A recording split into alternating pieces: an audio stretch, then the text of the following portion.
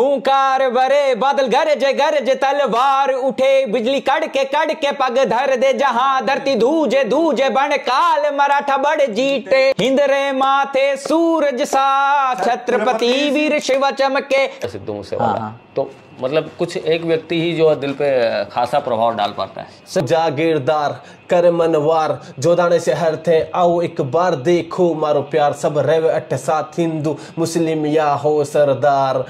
हो माटी में वाड़ारी सुन मावड़ राणारी, मस्तक तेरा टीका शान मेरी, नहीं जावन दूंगा आन तेरी। चाह नहीं सुरबाला के गहनों में गूथा जाऊं, चाह नहीं पेनी माला में बिन प्यारी को ललचाऊं, मुझे तोड़ लेना ए वनमाली उस पथ में देना तुम फेंक, मातृभूमि पर शीश चढ़ाने जिस पथ जाएं वीर अनेक। पुष्प की अभिलाषा, ये कविता हम लोग अक्सर बचपन में पढ़ा करते थे और ये कविता जो है रोंगटे खड़े कर देती थी। इसी तरह की एक शख्सियत जिन्होंने पुष्पों को आज अपने संगीतों में संजोया है और उन्हीं पुष्पों की लय, उन्हीं पुष्पों की ताल, उन्हीं पुष्पों की एक रिदम को आधुनिक स्वरूप दिया है। देशभक्ति के लिए ये गाने लिखते हैं, गाते हैं और लोगों को अपने देशभक्ति और देश प्रेम का जज्बा पहुंचाते हैं। रैपरिया बालम जी है मेरे साथ में इस वक्त, बहुत शुक्रिया और छत्तीसगढ़ की धरा पे आपका बहुत स्वागत है रैपरिया बालम जी। तो हाँ जी, रैपरिया बालम सुनने से ऐसा लगता है भैया आप राजस्थान से हैं। बस राजस्थान से हैं। बिल्कुल बिल्कुल, इसलिए हमने सोचा कि आपका इंटरव्यू ना ऐसा ही जैसे देसी स्टाइल में, बिल्कुल जैसे खेतों में बैठ के बात होती है। अब खेत तो है नहीं यहाँ भिलाई में, ऐसा है कि खेत में अब है नहीं, तो हमने सोचा कि चलो जमीन पे आलती पालती मार के आपसे बढ़िया वार्ता हो जाए। तो भैया ये बताइएगा कि राजस्थान की धरा से आप आते हैं और सबसे पहले रैपरिया बालम से पहले माता पिता ने कोई नाम दिया होगा, तो वो नाम अचानक से कैसे परिवर्तित हुआ और उसमें रैपरिया और बालम कैसे जुड़ गया? हाँ जी, मैं सबसे पहले तो खमा गणी, राम राम सभी को। राम राम। हाँ जी, तो मेरा नाम अशोक बिश्नोई है जी और मैं श्री गंगानगर का रहने वाला हूँ और जो मेरी पढ़ाई है वो 11th 12th से मैं जयपुर ही पढ़ने के लिए आया था। 11th क्लास में एडमिशन लिया मैंने और तब से जयपुर वासी हो गया हूँ। हमारे सभी कलाकारों का एक स्टेज नेम अलग होता है, एक यूनिक सा, फंकी सा, अगर वो मतलब कुछ होना चाहिए उस नाम में। तो लकीली रैप म्यूजिक का रैप लिया और हमारा केसरिया बालम हम स्वागत गीत जो गाते हैं हर राजस्थान में जो भी अतिथि आता है उसके लिए गाते ही हैं। तो बालम, रैपरिया बालम। आप वीर शिवाजी महाराज जी हैं और महाराणा प्रताप जी हैं। हाँ जी। झांसी की रानी लक्ष्मीबाई जी हैं, इनसे काफ़ी कुछ प्रेरित लगते हैं और जो अंग्रेज़ों पे एक तरह से एक क्रांति के तौर पे उन्होंने देश को आज़ादी दिलाने के लिए अपना सर्वस्व न्यौछावर कर दिया, उनसे ज़्यादा प्रेरित लगते हैं। तो ये एक बोलना चाहिए कि एक क्रांतिकारी विचार और क्रांतिकारी विचार के साथ एक कविता का समावेश, ये जो भाव है ये कहाँ से जागृत हुआ? ये देखिए, मैं फिर यही कहूँगा कि मेरी जन्मभूमि है राजस्थान और राजस्थान वीरों की भूमि रही है और हमारे इंस्पिरेशन महाराणा प्रताप जी रहे हैं कि देखिए प्राण जाए पर वचन ना जाए। तो उसी से ही हमें इंस्पिरेशन, मतलब हमें बहुत प्राउड फील होता है कि हम ऐसे स्टेट से आते हैं जहाँ पर मतलब कि दुश्मन ने पैर भी रखे हैं तो वो काम पे हैं। तो वो एक हमें हमेशा मुझे लगता है कि ये बहुत ज़रूरी है, प्राउड। जैसे हम देश की बात करें तो देश सबसे पहले है। तो इसके लिए मतलब आज हम इतनी आज़ादी से बात कर रहे हैं, हमारे विचार रख रहे हैं, हर जगह पहुंच रहे हैं, तो उसकी हम ये आज़ादी जो है, आज़ादी की हवा जो ले रहे हैं वो किसकी वजह से है? इसके लिए बहुत लोगों ने बलिदान दिया, मिट्टी की वजह से। सत्यम, अपन लोग जैसे रैपर्स को देखते हैं तो मतलब यह है कि रैप मतलब एक विदेशी व्यक्ति विदेशी व्यक्ति जो करता हुआ। और आपने जो शूरवीर गाना बनाया, तमाम जो भारत के महान प्रशासक, लेकिन इन्होंने परिवर्तित कर दिया, उस सेगमेंट को परिवर्तित कर दिया जी। हम गाना सुनते हैं, इनकी तो गूज़बम्प आ जाता है रात में। अगर आप उस गाने को सुन रहे हैं, गाड़ी में बजा रहे हैं, तो लोग 120 भगाते हैं गाड़ी को, इतना जो उनके अंदर अंगार आ जाता है। कई अपने डीपी में लगाते हैं भैया आपका गाना, और उसके बाद में वो जो आपका जो रिदम है उसको लगा के उसमें लाइक भी ज्यादा मिलते हैं। वो जिन्होंने आपका गाना आपने उसमें डीपी पे लगा लिया या अपना इंस्टा में कोई स्टेटस पोस्ट किया और आपके गाने को उसमें मर्ज कर दिया, उसमें मान लीजिए किसी का ज्यादा फैन फॉलोइंग नहीं है, आपका गाना लगाने के बाद फैन फॉलोइंग बढ़ जाती है, तो ऐसा कैसे रोंगटा खड़ा कर देते हैं। एक समय बॉर्डर पिक्चर देख के हम लोग निकलते थे टॉकी से, तो जो निकलता था वो कहता था कि पाकिस्तान पे तो आप हमला ही कर देना चाहिए, पाकिस्तान की धज्जियां उड़ा देनी चाहिए, ऐसा करके। मतलब वो रोंगटा मतलब बहुत समय के बाद में, वो हर समय नहीं होता वैसा, वैसी जो मन मस्तिष्क का भाव आता है वो हर समय नहीं आता। तो ये शब्दों को पिरोना, फिर वापस एक वही सवाल है कि ऐसे शब्दों को पिराने के लिए क्या लिखते हैं, क्या उन चीज़ों को समाहित करके कुछ कैसे करते हैं? देखिए, इसमें पूरा जो गाना बनता है वो पूरा टीम वर्क है जी, जिसमें राइटर भी हैं, मैं म्यूज़िक कंपोज करता हूँ और मुझे लगता है कि ये गाना मैं गा सकता हूँ तो मैं गाता हूँ, वरना साथ में दूसरे जो हमारे सिंगर बंधु हैं उनसे गवाया जाता है। तो वो चीज़ों के लिए हमें बहुत काफ़ी रिसर्च भी करना पड़ता है। तो मेरे साथ अभी रजनीश जयपुरी जी जो हमारे राजस्थान के हैं, बहुत ही उम्दा, जिन्होंने शूरवीर 1 महाराणा प्रताप जी वाला गाना और छत्रपति शिवाजी महाराज वाला गाना उन्होंने लिखा है। और बहुत ही युवा जो राइटर हैं मेरे साथ, रघुवीर सिंह जी, जिनका नाम है जागीरदार आरवी।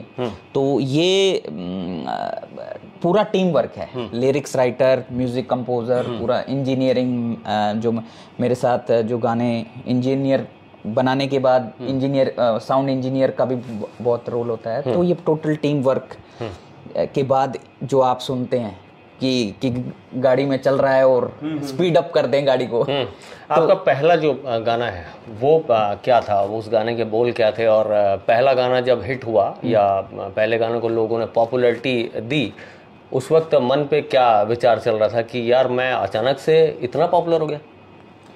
जी, कोई भी अभी काफ़ी टाइम हो गया है, अभी हर गाना मतलब ऐसा है कि भाई नहीं, हिट होना नहीं होना वो है, लेकिन कोशिश करते हैं कि अच्छा बनाएं, कि जो भी हमारे लिसनर हैं, जो भी हमारे फैन सुन रहे हैं वो पसंद करें। और उसके लिए क्या है कि कलाकार को ईमानदारी बरतनी होगी। मतलब ऐसे नहीं है कि अभी मैं हिट हूं तो कुछ भी गा रहा हूँ, वो चीज़ नहीं है।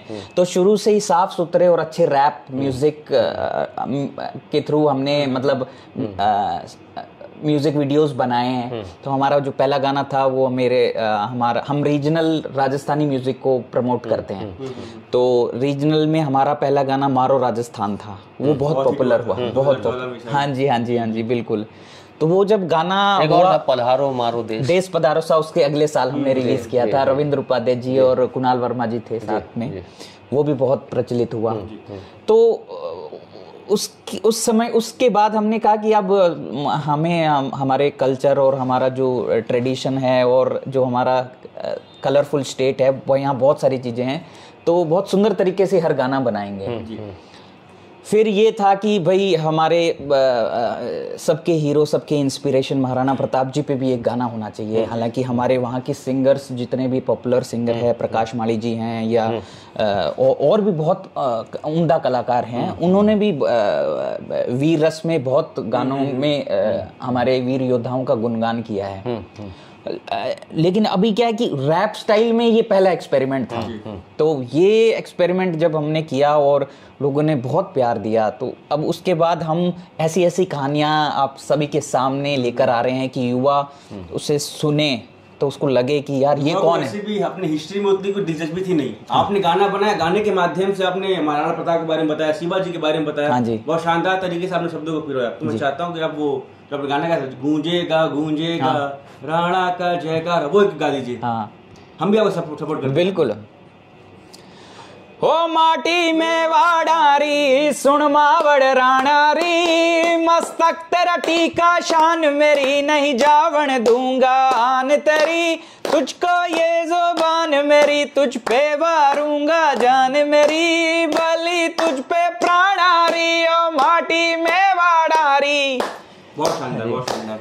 तो इसके अलावा और क्या करते हैं? जैसे सिंगिंग प्रोफेशन में तो हैं और देशभक्ति का एक जुनून और जज्बा, खेती बाड़ी होगी गांव पे? हाँ जी, पापा किसान हैं और ऑल टाइम फुल टाइम मतलब यही है। और बाकी मैं ऑल टाइम सर संगीत म्यूजिक। मतलब खेती बाड़ी में कभी मतलब गांव गरीब और पापा बोले तो बढ़िया काम कर रहा है, मेरे से बढ़िया कर रहा है यार, वो अच्छा चल रहा है तेरा, तू टेंशन ना ले। हम अभी जैसे देश के जवानों के लिए मतलब पुराने समय में तो जो वीर गाथाएं हैं, अभी देश के जवानों की जो अपने बॉर्डर्स पे तैनाती रहती है, हम चाइना को भी पीट देते हैं, पाकिस्तान को भी पीट देते हैं, और देश के जवान जिस तरह से बॉर्डर पे मोर्चे पे खड़े रहते हैं, कभी उस बारे में कुछ सोचा है कि कुछ उनके लिए लिखा जाए? बिल्कुल सर, बिल्कुल लगाया जाए। बिल्कुल हम लगातार कर रहे हैं, और ऐसी रचना आपको भविष्य में हमारी टीम से मिलेंगी जो कि जोश और जुनून, जज्बा, ये सब मतलब खूब भरेंगे। तो हमारी कोशिश यही है कि भाई भारत का हर नागरिक, भारत देश का हर नागरिक अपनी जो ड्यूटीज़ हैं वो अच्छे से ईमानदारी से करें। और ये और उसको इतिहास के बारे में भी, उसके जो इतिहास है, इतना गौरव भरा इतिहास है, उसके बारे में जान के वो हमेशा प्राउड फील करे और अपने देश के हित में ही हमेशा बात करे। क्या ऐसा लगता है, आपके मनोविचार मैं समझना चाहता हूँ, जैसे आज राजनीतिक माहौल हो गया बहुत सारा, और राजनीति में बहुत सारे बंटवारे भी हो गए। आज बहुत से लोग जैसे हैं कि तिरंगे को रखकर गाना छोड़कर वो अपने पॉलिटिकल झंडे को रखकर उस गाने को या उस विचार को उसमें समावेश करने की कोशिश करते हैं। तो देश के लिए एक प्रोग्रेसिव सोच रखने के लिए एकजुटता की कमी में कहीं राजनीति ने कहीं कोई अल्प विराम लगाया है? सर इतना मैं इस पे ज़्यादा आपको क्या कहते हैं विस्तार से मैं नहीं बता पाऊंगा, जो महसूस कर पाते नहीं। मैं एक्चुअली क्या है कि देखिए, हम एज ए इंडिविजुअल, देखिए हमारी जो जिम्मेदारी है, हर इंडिविजुअल को अपनी जिम्मेदारी के साथ काम करना चाहिए। वो ही सबसे बड़ी नैतिकता है। तो इसमें क्या है कि इंडिविजुअल, मैंने कहा ना कि भाई आज मैं नहीं कह रहा कि भाई सब बदल जाएंगे मेरा गाना सुन के। बहुत सारे जो, क्योंकि कंज्यूमरिज्म हो गया है, बिल्कुल, जो उसको पसंद है वही सुनेगा। बिल्कुल, उसको अगर गन वाले गाने, मतलब उसको गन से लेना देना नहीं है, उसको गन वाले गाने सुने हैं तो वो गन वाले गाने ही सुनेगा। लेकिन हम कह रहे हैं कि हम अगर एक को भी बदल पाए तो वो बहुत हमारे लिए बहुत मतलब एक अच्छी बात है। अगर कोई सुबह उठ के अपनी हेल्थ का ध्यान रख रहा है और जिम में हमारा गाना सुन के लगातार कंसिस्टेंसी आ रही है, उसके मतलब जीवन में, मतलब वो मान लो वो कुछ अच्छा कर रहा है, तो वो हमारे लिए बहुत है। ऐसे बहुत से कमेंट्स भी आते हैं और ऐसा नहीं है कमेंट्स में आपका तो जय महाराणा और आप जयकारा लगते रहता है वहाँ पर। हाँ जी, तो वो एक बहुत अच्छा है। और ऐसा नहीं है कि भाई जैसे देशभक्ति वाले गाने और हम यही कर रहे हैं। हम राजस्थानी जो हमारा संगीत है उसमें भी हम मतलब हर उम्र के, हर उम्र का, मतलब बड़े बुढ़ेरे बच्चे वो भी सुने हमारा गाना। इस तरह से हम बनाते हैं। छत्तीसगढ़ के गानों को सुनते हैं बहुत कम मौका मिलता है सर, पर आजकल तो क्या है कि जो अधिकतर वो जिनकी मार्केटिंग बहुत ज़्यादा होती है या फिर वो गाने जो पहुंचते हैं वो वही पहुंच पाते हैं। पर रीजनल म्यूजिक सभी स्टेट का अभी इंटरनेट की वजह से, यूट्यूब की वजह से बहुत अच्छा कर रहा है, सब बढ़ रहे हैं। और कई बार हमारे ऐसे भी होता है कि जैसे गुजरात से आ गया, सर आप लोग बहुत बढ़िया कर रहे हो, हम भी ये स्टार्ट कर रहे हैं इस तरह का। तो ये भी हमारे मतलब बहुत अच्छी बात है। जैसे मैं आपका इंस्टा अकाउंट देख रहा था, सिद्धू मूसेवाला का फैन है आप? हाँ जी, बिल्कुल है। क्यों अच्छे लगते हैं सिद्धू मूसेवाला? सर वो भी किसान परिवार से आता है। बहुत लोगों के मतलब बहुत बड़ी संख्या उनके जो फैन फॉलोइंग की, मतलब आप भी एक सिंगर हैं और लिमिटेड लोगों को फॉलो किए हैं, उसमें उनमें एक नाम है सिद्धू मूसेवाला। तो मतलब कुछ एक व्यक्ति ही जो दिल पे खासा प्रभाव डाल पाता है। सर वो क्या है कि एज एन आर्टिस्ट, मतलब उनके संगीत ने मेरे को बहुत इंस्पायर किया है। अगर आप मेरा गाना सुन के आप बोल रहे हैं कि लोग अच्छा एनर्जी आ रही है उनको, मतलब एनर्जेटिक हो रहा है, तो मुझे भी तो कहीं से एनर्जी चाहिए। ठीक बात है। और नाम है बोहेमिया। बोहेमिया से काफी कुछ सीखा है। हाँ जी, बिल्कुल बिल्कुल। बोहेमिया सबसे पहले पंजाबी रैपर थे और रैप कल्चर वही लेकर आए इंडिया में। मतलब अंडरग्राउंड से मतलब उन्होंने जो किया है वो कंट्रीब्यूशन कमाल का है। कौन सा रैपर जो आपको बहुत बढ़िया लगता है? काली दनाली मैं बहुत सुनता था। बताएंगे थोड़ा सा? अभी मैं सिर्फ राजस्थानी प्रमोट कर रहा हूं। अच्छा, जैसे छत्तीसगढ़ को राजस्थान से देखते होंगे, आपको छत्तीसगढ़ कैसा दिखता है? मतलब किस नाते से अच्छा लगता है? यहाँ हरियाली अच्छी लगती है, कल्चर अच्छा लगता है? कल्चर तो बोलेंगे आप, कल्चर से जुड़े हुए हैं, इंडस्ट्रियल। मतलब हमें लगता है कि भाई इंडस्ट्री पूरा जो स्टील प्लांट है, भिलाई स्टील प्लांट है, उसकी वजह से, और तो इंडस्ट्रियल कॉर्पोरेट हब हमें ऐसा लगता है। लेकिन यहाँ पर आके ऐसा अच्छा, भिलाई पहले आए हैं? मैं पहली बार आया हूँ। पहली बार आए हैं? अभी क्या क्या घूमे यहाँ भिलाई में? अभी घूमे बस कल ही तो आए हैं, शाम को आए हैं, और अभी आपसे मुलाकात। यहाँ का कॉर्नर वगैरह का कुछ खाने पीने के शौकीन है? कुछ गए होंगे वहाँ, लेके गए होंगे? थोड़ा बहुत हमने टेस्ट किया तो बाकी रायपुर हम आते रहते हैं तो खाना हमें यहाँ पर हमारे यहाँ छत्तीसगढ़ में यहाँ के जो मुख्यमंत्री जी हैं वो छत्तीसगढ़ी व्यंजन जो खाना है उसको बहुत प्रमोट करते हैं। मतलब जैसे हमारे यहाँ क्या, जैसे आपके यहाँ भी बनता होगा देसी दाल बाटी खाना, दाल बाटी चूरमा, वैसे यहाँ पर चीला चटनी और बहुत सारे व्यंजन बनते हैं जो छत्तीसगढ़ी व्यंजन कहलाते हैं। कुछ टेस्ट किया आपने? वो अभी शाम को करेंगे सर। अच्छा, हाँ जी। यहाँ कराया नहीं अभी तक? अभी नहीं ऐसे बिल्कुल एक नंबर है सर। हॉस्पिटैलिटी में तो कोई कमी नहीं आई है। कोई कंप्लेंट नहीं है। और बाकी हम यहाँ आए हैं और ये सबसे अच्छी बात, और हम खुशकिस्मत। वैसे भिलाई हम आपको आपकी जानकारी के लिए थोड़ा सा अवगत कराना चाहेंगे। भिलाई ना हम लोग को मिनी इंडिया बोला जाता है। मिनी इंडिया मतलब यहाँ सभी धर्म संप्रदाय के लोग एक साथ मिलजुल कर एक दूसरे रहते हैं। यहाँ कभी भी धर्म के नाम पे बंटवारा नहीं हुआ। यहाँ कभी भी धर्म के लोगों नाम पे कोई न किसी का कॉलर नहीं पकड़ा। सभी लोग एक दूसरे के मतलब धार्मिक आयोजनों में, सामाजिक आयोजनों में खुलकर शरीक होते हैं, खुल के नाचते हैं, खुल के गाते हैं, खुल के एंजॉय करते हैं, पूजा पाठ सब कुछ करते हैं।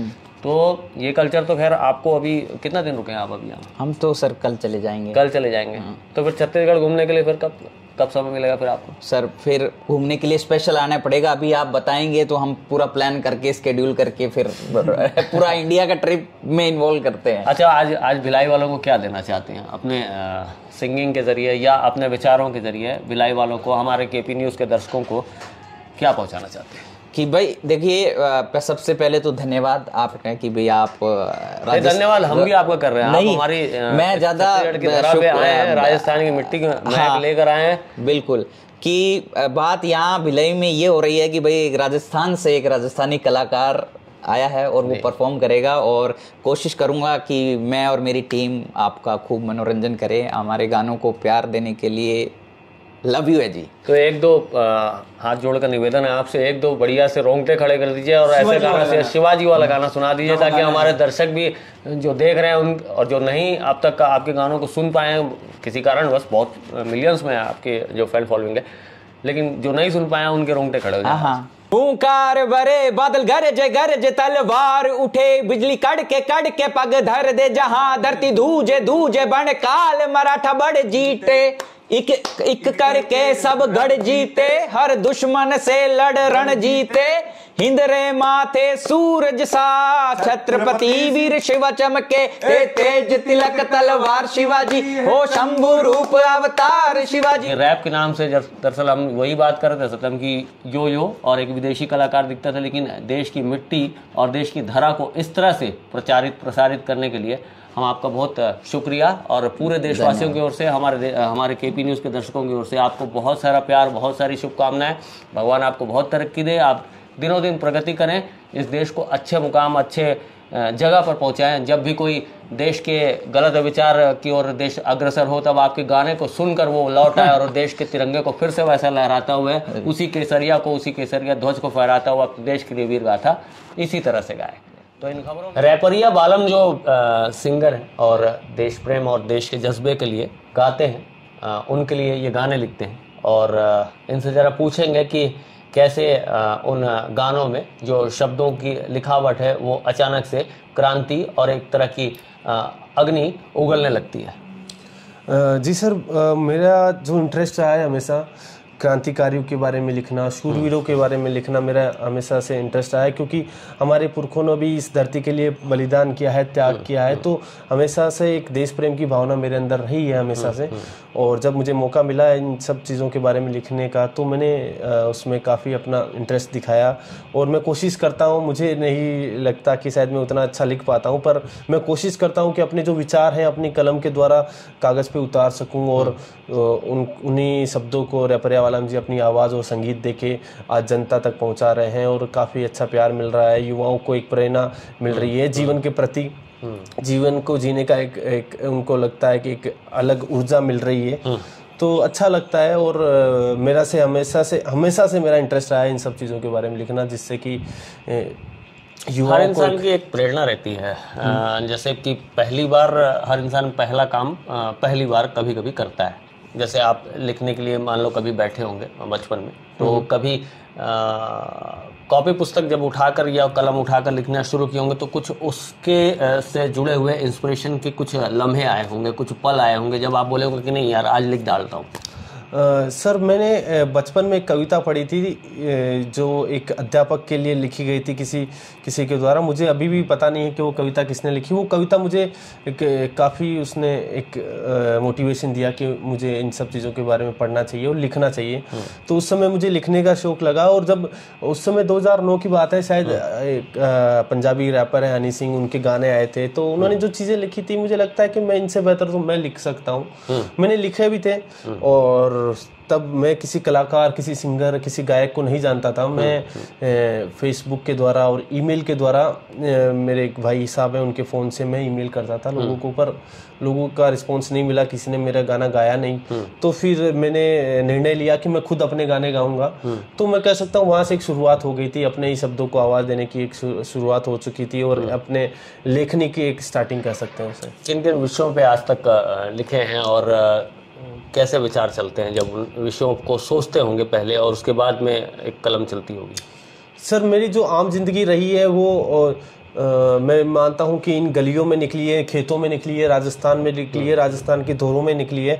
तो मैं राजस्थान के बारे में लिखना ज़्यादा पसंद करता हूँ। और निर्भया के ऊपर, हाँ, निर्भया कांड पे भी मैंने लिखे थे। मैंने वो एक भाषण लिखा था उनके बारे में, जो मैंने 26 जनवरी को अपने स्कूल में दिया था, तो उनके बारे में लिखा मैंने क्रांतिकारियों के बारे में लिखा, भगत सिंह जी के बारे में लिखा, सुभाष चंद्र बोस जी के बारे में लिखना, चंद्रशेखर आज़ाद जी के बारे में लिखा, झांसी की रानी के बारे में लिखा, महाराणा प्रताप के बारे में, वीर छत्रपति संभाजी महाराज, वीर छत्रपति शिवाजी महाराज, इन सारे विषयों के बारे में मैंने लिखा है। और मेरा इंटरेस्ट भी इन्हीं सब सब्जेक्ट के बारे में रहा है। लिखना, मैं पढ़ता रहता हूँ किताबें, तो मुझे लिखना पसंद है इनके बारे में। ये आज जो आज का ये दौर है, आज का युग है, वो ज़्यादातर लोग सोचते हैं कि मैं अपने बच्चे को डॉक्टर बनाऊँ, इंजीनियर बनाऊँ, कोई रोबोटिक्स का कोर्स करवाते हैं, कोई फॉरेन में पढ़ने के लिए भेज देते हैं। और किताबें जो एक लाइब्रेरी होती है उन लाइब्रेरियों में रखी रह जाती हैं, उनको पढ़ने की प्रेरणा कोई नहीं देता।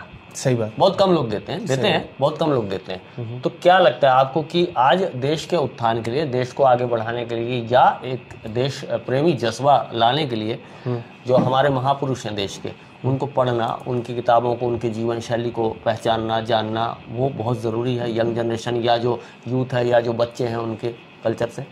हाँ, मुझे बिल्कुल लगता है कि लोगों को ज़रूरी नहीं है कि वो किताबों के द्वारा ही इंस्पिरेशन ले। आप उनके बारे में, अगर आपके पास मोबाइल फ़ोन है तो यूट्यूब पर वीडियोस देखिए, पर आप जानिए कि कैसे अपने शूरवीरों ने इस धरती के लिए, अपने देश के लिए, अपने संस्कारों के लिए, अपनी संस्कृति के लिए बलिदान किया है। तो मुझे लगता है कि उनके बारे में अगर आप जानेंगे तो आपके जीवन में काफ़ी ज़्यादा प्रभाव आएंगे। आपको जीवन जीने का जो एक तरीका है वो धीरे धीरे चेंज होगा। हम आजकल युवा क्या है कि छोटी भी अगर कोई भी तरह की परेशानी में फंस जाते हैं तो वो अपने आप को कमज़ोर महसूस करने लगता है। उसे लगता है कि अब मैं इस सिचुएशन से कैसे बाहर निकलूं, और वो स्वाभिमान छोड़ के झुक जाता है और हार मान लेता है। परंतु जब हमें इन शूरवीरों के बारे में पढ़ने का मौका मिलता है, जानने का मौका मिलता है, तो हमें एक प्रेरणा मिलती है कि परेशानी और कठिनाइयां कितनी भी बड़ी होंगी, पर वो इंसान के विश्वास और जो कह सकते हैं कि उसकी ताकत के आगे वो कुछ भी नहीं है। तो एक लड़ने की एक प्रेरणा मिलती है, एक ताकत मिलती है। मुझे लगता है कि उनके बारे में पढ़ेंगे तो अपने जीवन जीने का एक पॉजिटिविटी आती है और अच्छा एक मैसेज मिलता है, उनको मोटिवेशन मिलता है। एक लिखावट हो, उसके पहले विचार चलते हैं। विचार लिखा जाता है, उसके बाद में वो किसी म्यूजिक के साथ संपर्क में आता है और उसके बाद वो स्टेज पर आता है। स्टेज पर आता है तो उसके साथ कुछ एक्टिविटी रहती है, एक्टिविटी के साथ उसके साथ में शब्दों का जो भारीपन है या हल्कापन है उसको एक लय और ताल देनी होती है, उसके बाद तालियां बजती हैं। बिल्कुल ये जो सारा सिस्टम है, ये सिस्टम बनाने में कितना टाइम लगता है और उसको उसके जो चरण है वो समझना चाहेंगे आप? सर एक्चुअली क्या, एक गाना बनाने के लिए वही है, जैसा कि आपने कहा, विचारों हमें पहले डिसाइड करना होता है कि हमें किस पे गाना बनाना है। जैसे कि अगर हमें किसी भी शूरवीर के ऊपर गाना बनाना है तो हमें पहले उनके जीवन को जानना पड़ेगा, क्योंकि जब तक उनके विचार है वो शब्दों में नहीं आएंगे तो उस गाने का कोई मतलब नहीं है। मेरा मानना यही है। तो मैं उसके बारे में पढ़ता हूँ, उनकी सोच क्या रही होगी, उनका दृष्टिकोण क्या रहा होगा जीवन के प्रति, उसको जानने की कोशिश करता हूँ। फिर उनको शब्दों में पिरोते हैं और कागज पे उतारते हैं। फिर उसका अगला जो स्टेप होता है उसको कंपोज करना, कि उसकी गाने की धुन क्या होगी।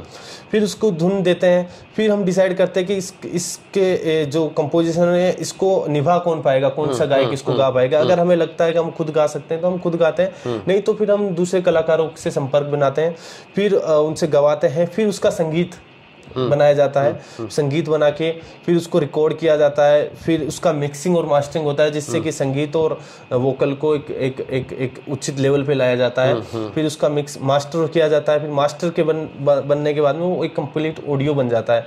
फिर उसी ऑडियो को हम चाहे तो सिंपली ऑडियो के रूप में डाल सकते हैं, नहीं तो फिर हम नॉर्मली क्या करते हैं कि उसका एक वीडियो बनाते हैं, उसको यूट्यूब पर डाल देते हैं। इस तरह के छत्तीसगढ़ी के जो एक राजकीय गाना है यहाँ का, अरपा पैरी की धार, अरपा पैरी की धार, क्या मतलब है, उसका अर्थ क्या है? अरपा पैरी की धार मतलब यहाँ जो नदियाँ हैं, अरपा नदी है, महानदी है, उनको संजो कर एक गीत बनाया गया है, राजकीय गीत है। हालांकि उसको बैठ के तो नहीं पूरा गाया जा सकता, खड़े होकर गाना पड़ता है, जैसे हम लोग देश के लिए गाते हैं। अच्छा।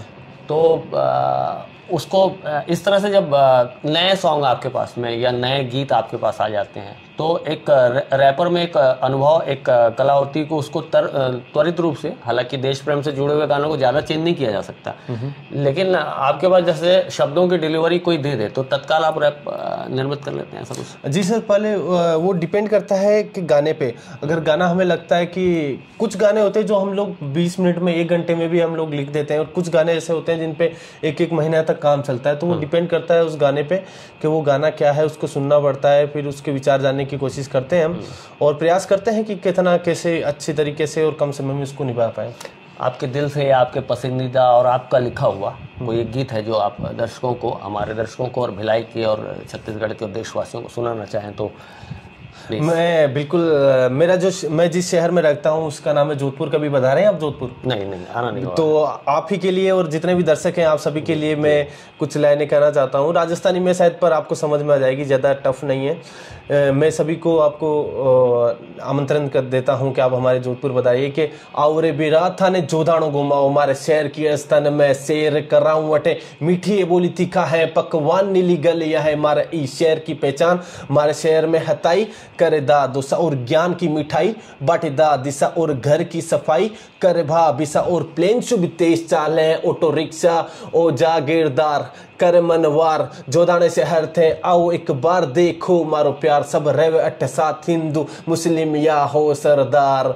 आ नगरी मूछा वालारी, आ नगरी श्याफा वालारी, आ नगरी है मोजड़ी वालारी, आ मारी नगरी है बड़ा दिल वालारी, शहर मारो जोधपुर। आप सभी से मेरा निवेदन रहेगा कि हमारे शहर जोधपुर एक बार जरूर पधारें और हमें सेवा का मौका जरूर दीजिएगा। तो देश के विरोधियों को करें वार और देश प्रेमियों से करें प्यार, क्योंकि यही कहता है जागीरदार। बिल्कुल साहब, बिल्कुल। बहुत बहुत धन्यवाद।